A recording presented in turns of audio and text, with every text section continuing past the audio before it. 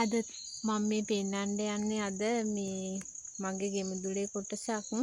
ඇත්තෙන්ම අද තමයි මම මගේ ජීවිත කාලේ ඉරේලිය කියන සම්පතේ වටිනාකම වැඩිපුරම දැක්ක දවසක්.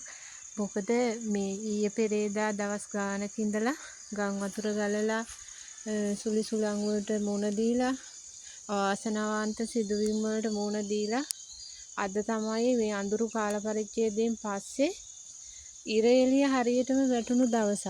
මං හිතන්නේ මගේ ජීවිත කාලේ ඉරේලිය වටිනාකම අද තමයි මම මේ කියන්නේ සාක්ෂුදක්ෂයේම දැක්ක දවසක්.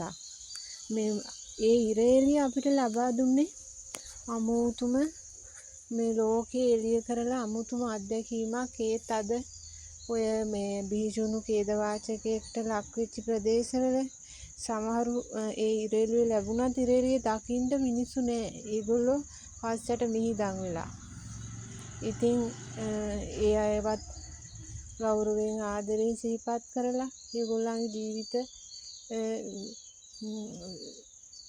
යන්නේ අභව්‍ය ස්ථානයකට යන්නේ නැතුව සුඛී සුවපත් භාවයට පත් වෙන්න කියලා ප්‍රාර්ථනා කරලා මම අද උදේ ඉරේලිය දිහා බැලුවේ.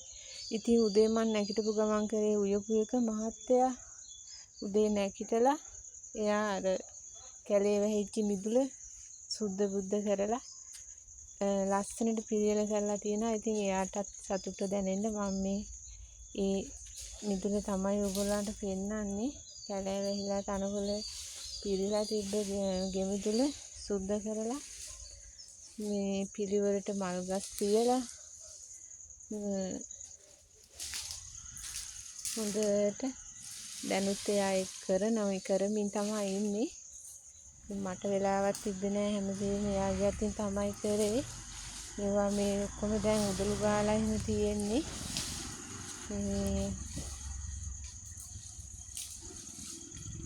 යථාවත් කරලා තියෙනවා. ඒ කියන්නේ සුද්ධ බුද්ධ කරලා මිදුලටවත් බහින්න බැරි සත්වයට කොළරොඩි පිරීලා තිබ්බේ. ඒත් ඒවා දැන් අතුපතු ගාලා හොඳට ලස්සනට සකස් කරලා තියෙනවා. මිදුලට බැස්සට පස්සේ සතුටින් ඒ දේවල් දිහා බලලා සතුටු වෙන්න පුළුවන් විදිහට. ඉතින් මේ අන්තූරිය වගාව මේ ගොඩාක් අර පහුගිය කාලේ හරියට කරගන්න බැරි වුණු වෙලා ඒ විනාශ වෙලා වගේ තිබුණේ. මේ කොච්චි ගහක් ඉතින් මේ ඇන්තූරියම්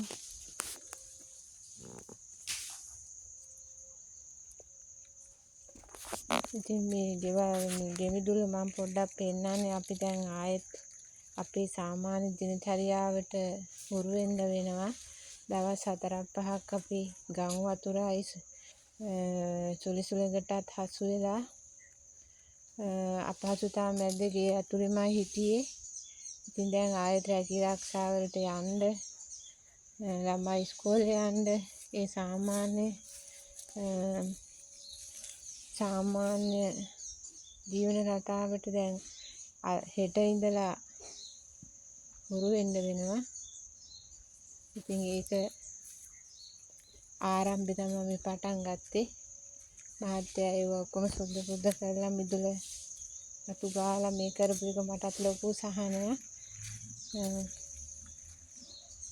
ඉතින් ඕගොල්ලොත් අර යමිහිරි අත්දැකීම අමතක කරලා ආයෙත් එකව වෙන්න රීෆ්‍රෙෂ් වෙන්න මේ වගේ කටයුතු කරලා අලුත් වෙන්න කියලා මම ඉල්ලීමක් කරනවා. ඉතින් අපිට දුක්ඛිත අත්දැකීම් වලට මුහුණ දෙන්න වෙනවා. ඒවත් යලි සකස් කරගෙන යලි හිත හදාගෙන ගොඩනගෙන්න වෙනවා. ඔබ හැමෝටම යහපතක්ම වේවා කියලා ප්‍රාර්ථනා කරනවා. බුදු සරණයි. හැමෝටම බුදු සරණයි.